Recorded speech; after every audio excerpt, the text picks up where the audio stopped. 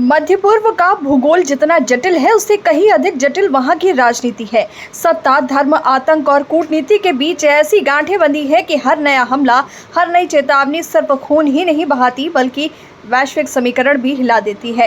यही वजह है कि इजराइल के प्रधानमंत्री बेंजामिन नेतन्याहू की हालिया चेतावनी केवल कतर तक सीमित बयान नहीं है, बल्कि ये एक ऐसा संदेश है जिसमें अमेरिका के 9/11 से लेकर पाकिस्तान और ओसामा बिन लादेन तक का उदाहरण खींच लिया गया है।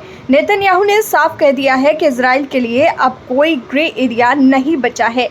या तो कतर हमास को बाहर निकाले या फिर इजराइल खुद न्याय करेगा।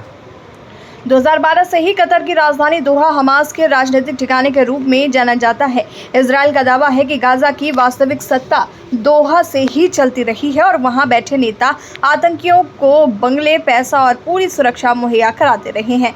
नेतन्याहू के मुताबिक ये पैसा इजराइल के खिलाफ युद्ध की ताकत बन रहा है। सवाल उठता है कि अगर ये सच है तो क्या कतर सिर्फ एक मेजबान है या एक सक्रिय सहयोगी भी?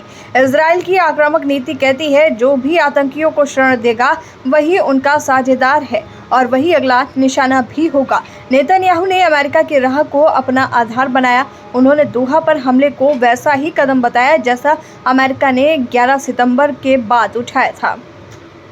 अमेरिका ने तब न केवल अफगानिस्तान पर हमला किया था बल्कि पाकिस्तान में घुसकर लादेन को भी मार गिराया। यही उदाहरण देते हुए नेतन्याहू ने कहा कि अमेरिका की नीति पर किसी ने सवाल नहीं उठाया बल्कि सराहना की। फिर इजराइल पर दोहरे मापदंड क्यों? ये सवाल उन्होंने अंतर्राष्ट्रीय समुदाय के सामने फेंका है। लेकिन यहाँ से विवाद और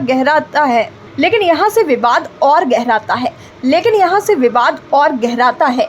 कतर और अन्य मुस्लिम देश इसे अपनी संप्रभुता पर हमला मान रहे हैं। उनका कहना है कि किसी भी राजधानी पर सीधा हमला न केवल अंतर्राष्ट्रीय कानून का उल्लंघन है बल्कि पूरे मध्य पूर्व को आग में झोंकने जैसा है। इस परंपरा को मान्यता दी गई तो कल किसी और देश की सरकार भी आतंकी ठिकाना कहकर किसी भी देश पर हमला कर सकती है।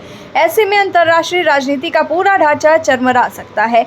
यहाँ असल संकट है कि इजराइल हमास का संघर्ष अब केवल गाजा की जमीन तक सीमित नहीं है। ये कतर की गलियों से लेकर वॉशिंगटन के गलियारों तक गूंज रहा है।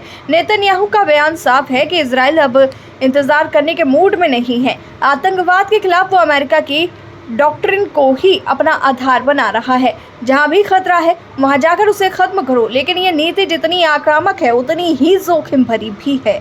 अगर कतर झुकेगा तो उसकी अंतर्राष्ट्रीय साख को गहरा झटका लगेगा और अगर नहीं झुकेगा तो पूरा मध्य पूर्व नए युद्ध के कगार पर पहुंच सकता है। इजराइल का तर्क है कि वो बस वही कर रहा है जो कभी अमेरिका ने किया था, मगर अंतर्राष्ट्रीय राजनीति का सच यही है कि नियम हमेशा ताकतवर की सुविधा से बनते हैं और कमजोर को भुगतना पड़ता है। इसीलिए नेतन्याहू की चेतावनी सिर्फ कतर के लिए नहीं बल्कि पूरी दुनिया के लिए एक नया संकट संदेश है।